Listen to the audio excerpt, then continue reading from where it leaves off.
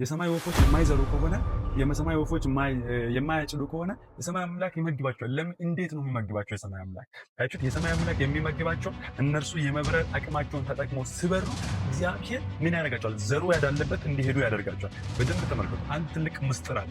የሰማይ ወፎች አልዘሩም ማለት አይበሩም ማለት አይደለም። አሁን ላይ ብዙዎች አካውንታቸውን ይዘው ቸርች ይሮጣሉ ያልሰሩትን ለመሰብሰብ። ሰላም ቅዱሳን እንደምን አላችሁ? ዛሬ ሁላችንም የምናውቀውን ነገር ግን በተሳሳተ መንገድ የምንረዳውን አንድ መጽሐፍ ቅዱስ ክፍል አብረን እናያለን። እርሱም ማቴዎስ ወንጌል ምዕራፍ 6 ላይ ኢየሱስ ክርስቶስ ከተናገረው ጥቅስ ነው። እንዲህ አለ፣ የሰማይን ወፎች ተመልከቱ፣ አይዘሩም፣ አጭዱም፣ በጎተራም አይከቱም፣ የሰማይ አባት ይመግባቸዋል አለ። ይህን ጥቅስ ስትሰሙ ምን ይሰማችኋል? የሰማይ ወፎች የማይዘሩ ከሆነ የሰማይ አባት የሚመግባቸው ከሆነ እኛስ ለምን እንለፋለን? ምክንያቱም እርሱ የኛም አባት ነው። ለምን እኛስ እንለፋለን የሚል ሐሳብ አይምራችሁ ውስጥ መጥቶ አያውቅም? ነገር ግን ይህ ጥቅሱን በትክክል ካለመረዳትና የዚህን የኢየሱስ ክርስቶስን ንግግር ሐሳቡን መንፈሳዊ ጥልቅ ምስጢሩን ካለማወቅ የመነጫ ሊሆን ይችላል። ዛሬ ግን ይህንን ጥያቄያችሁን ወይም አስተሳሰባችሁን የሚቀይር መንፈሳዊ ትጋትንና አስገራሚ የዚህን ጥቅስ ምስጢር አብረን እንመለከታለን። እስከ ቪዲዮ ፍጻሜ ድረስ አብራችሁን ቆዩ። ጌታ አምላክ ዘመናችሁን ይባርክ። የሰማይ ወፎች አይዘሩም ስል ምን ማለት ነው? የሰማይ ወፎች አይዘሩም ስል ትራክተር አይገዙም፣ መሬት አይቆፍሩም፣ ዘር አይገዙም። አዎ ይሄ ልክ ነው። ከኢየሱስ ንግግር የምናገኘው አንድ እውነታ ነው። ሰማይ ወፎች አይዘሩም ወይም ትራክተር አይገዙም ማለት ነገር ግን እያለ ያለው ኢየሱስ አይዘሩም፣ አያጭዱም ወይም ደግሞ አይከምሩም እያለ ነው እንጂ አይበሩም አላለም። አይችል ኢየሱስ ክርስቶስ አንድ ትልቅ ምስጢር ያስቀመጠ ያለ ይመስለኛል። እዚህ ቦታ ላይ የሰማይ ወፎች የማይዘሩ ከሆነ የሰማይ ወፎች የማያጭዱ ከሆነ የሰማይ አምላክ ይመግባቸዋል። ለምን? እንዴት ነው የሚመግባቸው? የሰማይ አምላክ ታያችሁት። የሰማይ አምላክ የሚመግባቸው እነርሱ የመብረር አቅማቸውን ተጠቅመው ሲበሩ እግዚአብሔር ምን ያደርጋቸዋል? ዘሩ ያዳለበት እንዲሄዱ ያደርጋቸዋል። በደንብ ተመልከቱ። አንድ ትልቅ ምስጢር አለ።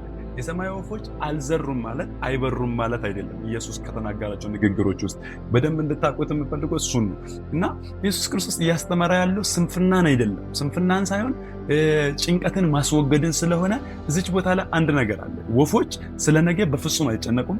ለነገ ብሎ አያከማቹም። ለነገ ብሎ የሚያከማቹት ነገር የላቸው። ልክ ነገ ዛሬን የሰጠው እግዚአብሔር ነገም ይሰጣል ብሎ በማለዳ ይነሳሉ። በደንብ ተመልከቱ። ከወፎች ዛሬ በጣም ትልቅ ምስጢር እንማራለን። ወፎች በማለዳ በመነሳት የሰው ልጅን ይቀድማሉ። ሁልጊዜ እኛ ራሱ ነጋ የምንለው አንዳንድ ጊዜ የወፎችን ድምፅ ሰምተን ወፎች በማለዳ ሲነሱ እንቅልፋት ወይም ደግሞ ደብሯቸው ሳይሆን አንድ ነገር ይፈልጋሉ። ወፎች በማለዳ በመነሳት እግዚአብሔርን ተስፋ በማድረግ ወደ ስራቸው ይሄዳሉ። ምግባቸውን ፍለጋ ይሄዳሉ። ወፎች ካልበረሩ ወይም ደግሞ ምግባቸውን ካልፈለጉ በፍጹም ወደ ቤታቸው የሚያመጣ እግዚአብሔር የለም። ይህንን እንድታውቁ ፈልጋለሁ። ወፎች በመፈለግ ሄዶ በመብረር ወደ ቦታው በመሄድ ነው ምግባቸውን የሚያገኙት። ኢየሱስ ክርስቶስ እያወራ ያለው ይህንን ነው። እግዚአብሔር በውስጣችሁ ያስቀመጠውን ነገር ስትጠቀሙ እግዚአብሔር ለእናንተ ያዘጋጀውን ቦታ ለእናንተ ያሰበውን እቅድ ጋር ትደርሳላችሁ ያሉ። ስለዚህ ኢየሱስ ክርስቶስ ስለ ስንፍና አይደለም፣ እንደውም ትጋትን ያስተማረው ራሱ ኢየሱስ ክርስቶስ በማለዳ በመነሳት በመጸለይ መስራት ያለበትን ነገር በመስራት ሲጀመር አስተዳደጉ ራሱ የኢየሱስ ግንበኝነት ወይም ደግሞ አናጺ ነው ስል እንደኛ ዘመን አይደለም። በድሮ ዘመን ድንጋይ ነው ተቆፍሮ ነው ቤት የሚሰሩና በጣም ስትሮንግ ሰው ነበረ ኢየሱስ ራሱ። ስለዚህ ራሱ ትጋትን አስተምሮ እኛን ስንፍናን አያስተምረን። ኢየሱስ ክርስቶስ እያለ ያለው በውስጣችሁ እግዚአብሔር ያስቀመጠውን ኃይላችሁን ተጠቅማችሁ ስትሰሩ እግዚአብሔር ለእናንተ የሚያስፈልገውን የዕለትን በረከት እርሱ ይሰጣችኋል እያለ ነው። የራሱ እንዲጸልዩ ብሎ አስተምሮ ነበር ኢየሱስ ክርስቶስ። በሆነ ቦታ ትዝ የሚላችሁ ከሆነ ኢየሱስ ክርስቶስ ደቀ መዝሙር እንዴት እንጸልይ ብሎ ሲጠይቁት አባታችን ሆይ በሚለው ጸሎት ውስጥ የዕለት እንጀራችንን ስጠን ዛሬ። አይሁት በመንፈሳዊ ሕይወት ውስጥ ነገ የሚባል ነገር የለም። ኢየሱስ ራሱ ተናግሯል ማቴዎስ ወንጌል ምዕራፍ 6 ነገ ለራሱ ይጨነቅ፣ ስለ ነገ አትጨነቁ፣ ለቀኑ የራሱ ክፋቱ ይበቃዋል። ወፎች ስለ ነገ የማያስቡ ፍጥረቶች ናቸው። ስለ ነገ በማከማቸት ነገያቸው ምን ሆናሉ ብሎም የሚጨነቁ ፍጥረቶች አይደሉም ወፎች። የመጀመሪያ እንድታውቁት የምፈልጉ። ሁለተኛው ከመንፈሳዊ ሕይወታችን ጋር ይሄ ጥቅስ ያለው ቁርኝነት በደንብ ተመልከቱ። ታዲያ ይህ ከመንፈሳዊ ሕይወታችን ጋር እንዴት ይገናኛል? በመንፈሳዊ ሕይወት ውስጥ እግዚአብሔር ያደርገዋል ማለት እጃችን አጣጥፈን መቀመጥ ማለት አይደለም። ወይም እግዚአብሔር ይሰራል ብለን እኛ እጃችንን አጣጥፈን ቁጭ አንልም። በመንፈሳዊ ሕይወት ትጋት ወይም ደግሞ በጸሎት ህይወታችንን ለእግዚአብሔር አሳልፈን መስጠት። ብዙ ሰዎች ስለ ጸሎት የተሳሳተ አረዳድ አላቸው። ጸሎት በቃ እግዚአብሔር ፊት ማሳለፍ እንደሆነ እናውቃለን ሁላችንም፣ ከእግዚአብሔር ጋር ግንኙነት መፍጠር እንደሆነ። ነገር ግን እየጸለየን ብቻ እንጠብቅ። የምናደርገውን ነገር እያደረገን ነው እንጂ በጸሎት የምናልፈው። በዚህ ጸሎት ነገሮቻችንን የምንቀድስበት፣ ነገሮቻችን ለእግዚአብሔር የምናስረክብበት መንገድ ነው እንጂ ጸሎት ስንፍና አይደለም። ወይም ደግሞ ጸሎት ማለት ቁጭ ብለን ቤት ዘግተን በር ዘግተን ሁሉ ጊዜ እየጸለይን እግዚአብሔር ይመግበኛል የሚል አስተሳሰብን አዳብረን ቁጭ የምንልበት ቦታ አይደለም ጸሎት ማለት ያለንን ነገር ሁሉ ለእግዚአብሔር አስረክበን በመንፈሳዊ ህይወት ጀግናዎችንን በምድራዊ ህይወት ተጽዕኖ የምናመጣበት ስፍራ ነው ጸሎት። ስለዚህ ስለ ጸሎት ያለን አረዳዳችንን ማስተካከል አለብን፣ የጸሎትን አረዳድ ማለት ነው። በሌላ ደግሞ በአገልግሎት እና በእድገት ላይ ለምሳሌ እግዚአብሔር በመንፈሳዊ ህይወታችን እንዲያሳድገን እንፈልጋለን። ነገር ግን መጽሐፍ ቅዱስ ካላነበብን ወደ ቃሉ ቦታ ካልሄድን ልክ እንደማይበሩ ወፎች እንሆናለን።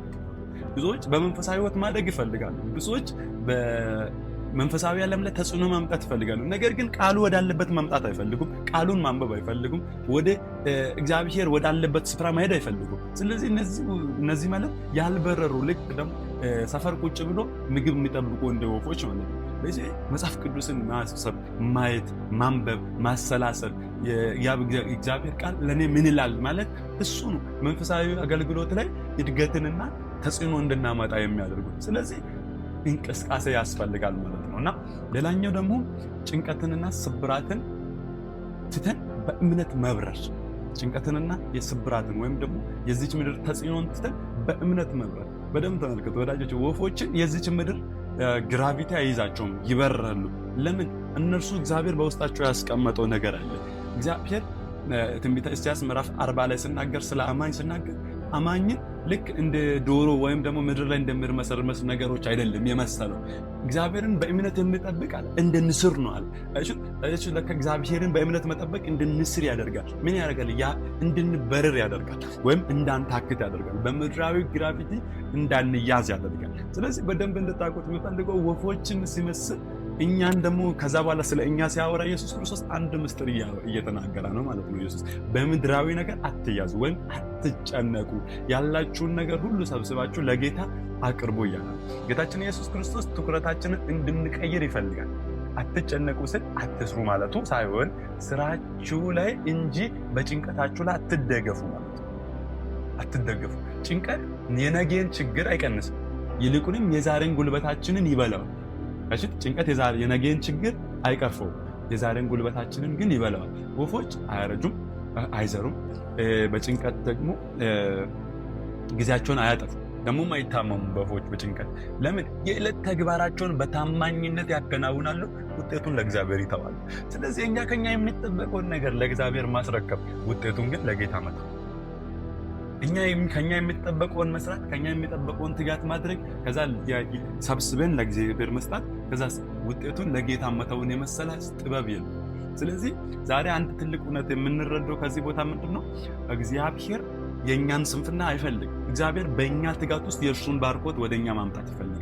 ስለዚህ እግዚአብሔር መጽሐፍ ቅዱስን እኔ እያነበብኩኝ በጣም የገረመኝ ምንድነው? የእጅን ስራ ይባርካለሁ፣ እንዲህ ስትሰራ እንዲያደርጋለሁ። ይስሐቅም ዘርን ዘራ 100 እጥፍ አጨደ። አያችሁት? ይስሐቅ ዘር ባይዘራ እግዚአብሔር 100 እጥፍ አያቻጭለው።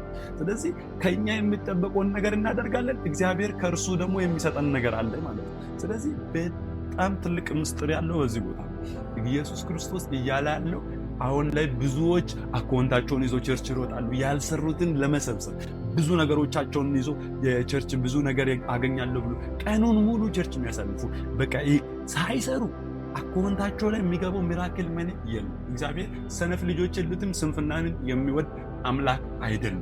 እግዚአብሔር ስለ ትጋት ያስተማረ ከዘፍጥረት ምዕራፍ 1 ላይ ብዙ ነገሮችን የሰራ ኢየሱስ ክርስቶስ መጥቶ እግዚአብሔር እስካሁን በስራ ላይ ነው እኔም በስራ ላይ ነኝ ብሎ ትጋትን ያስተማረ አምላክ ነው ያለው። ስለዚህ ስንፍናን አስወግዱ፣ ቸርች አካውንት ይዛችሁ አትሩጡ። ያለው እግዚአብሔር ምንድነው? እናንተ በአቅማችሁ ስሩ፣ እኔ እባርካችኋለሁ፣ የሚያስፈልጋችሁን ነገር እኔ እሰጣችኋለሁ ያለው። ስለዚህ ስንፍናን ከህይወታችን እናስወግድ። እግዚአብሔር አምላክ ከኛ ጋር አለ። እርሱ ሁሉን ነገር በእጃችን አሳልፎ ይሰጠናል ማለት ነው። ምናልባት ጥቂት ነገር እንደተማራችሁ፣ ጥቂት እውቀት እንደቀሰማችሁ ተስፋ አደርጋለሁ። ይህንን ቤት ሰብስክራይብ አድርጉ። ከዚህም በላይ የሚለቀቁ ቪዲዮዎችን እንዲደርሱ ደግሞ የደውል ምልክቷን መንካትን እንዳትረሱ።